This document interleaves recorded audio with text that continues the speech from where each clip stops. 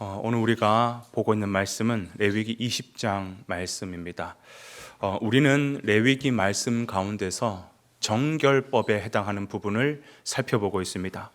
하나님께서 우리에게 정결법을 주시는 이유가 뭐냐면 이제 우리가 하나님과 서로 교제하며 살아가야 되는데 바로 그 하나님이 어떠한 분인지, 하나님의 성향이 어떠하며 하나님의 성품이 어떠한지 하나님을 알려주는 이야기가 바로 정결법 말씀이라는 것입니다.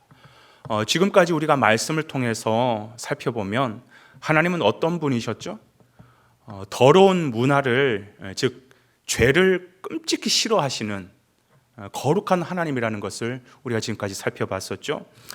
오늘도 같은 맥락의 말씀입니다. 오늘은 죄 가운데서도 반드시 사형에 해당하는 그런 중대한 범죄 4가지를 우리에게 말씀해 주고 계세요. 이 범죄는 단순히 징계하고 벌하는 정도가 아니라 완전히 죽여서 이스라엘 총회 안에서 끊어지도록 만드는 그런 굉장히 중대한 범죄를 말씀하고 있는 것입니다. 여러분 오해하지 마십시오. 성경은 사형제도를 지지하지 않는다. 성경은 사형제도를 폐지를 지지한다. 그렇게 생각할지 모르겠지만 아닙니다. 반대입니다. 성경은 사형제도를 지지합니다. 우리가 임의로 사람을 죽이는 것은 살인 행위겠죠, 그죠? 그런데 만약에 하나님이 죽이라고 한다면 어떻게 해야 될까요? 예를 들어서 여러분 이스라엘의 첫 번째 왕이었던 사울 왕, 하나님은 사울 왕에게 아말렉과 전쟁에서는 반드시 그 모든 땅의 백성들을 다 죽이고 그 나라의 왕이었던 아각 왕도 죽여라 그랬어요. 그런데 살려뒀다고요. 아각 왕은 살려뒀다고요.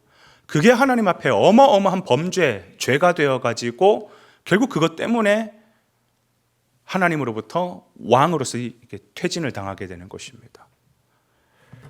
여러분 무엇이 선이고 무엇이 악이냐 그 기준은요 하나님의 말씀입니다.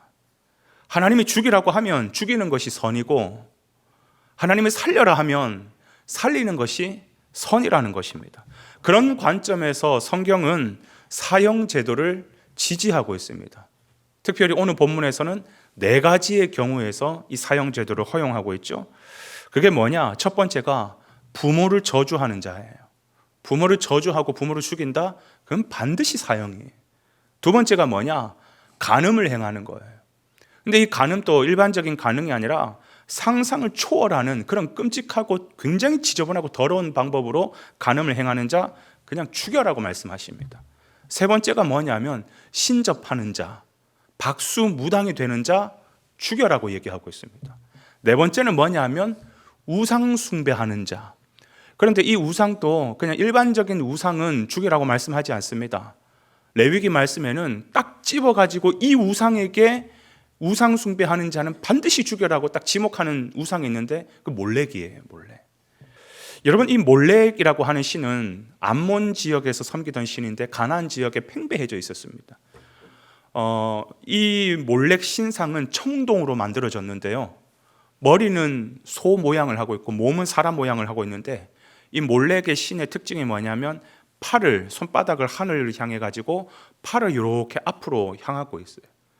그리고 이 속에는 뭐가 있냐면 화로가 있습니다. 화로. 그러니까 한번 생각해 보십시오. 그 화로에다가 불을 계속 떼요. 엄청나게 떼요. 그럼 이 청동으로 만들어진 이 신상이 굉장히 뜨겁게 달궈지지 않겠습니까? 벌겋게 달궈져 있어요. 그 손 위에다가 누구를 올리느냐? 자기 아들을 올리는 거예요. 어린 아이. 9살 미만의 어린 아이를 올려요. 그러면 이 아이가 이 위에서 뜨거워가지고 막 난리를 치겠죠? 그게 몰렉신에게는 어린아이가 춤을 추는 것과 같은 거예요.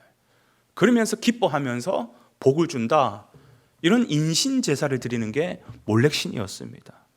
그러니까 하나님은 파렴치하고 그 민족 가운데 허용되면 이스라엘 백성의 존립을 파괴하는 그런 죄는요 반드시 사형을 명령하여서 이스라엘 백성 총회에서 끊어지게, 이 이스라엘 백성들 더 이상 물들면 안 되니까 끊어지게 만드는 것이 이게 하나님의 마음이었다는 거예요. 이걸로 우리는 하나님이 어떤 분이라는 것을 알 수 있습니까? 때로는 굉장히 무섭고 단호하신 하나님이시지만 백성을 지키기 위한 간절한 마음을 가지고 계시는 하나님이라는 것을 우리가 알 수가 있는 것이죠. 그런데 이 중대 네 가지의 범죄를 가만히 살펴보면 둘씩 구별을 지을 수가 있는 거예요.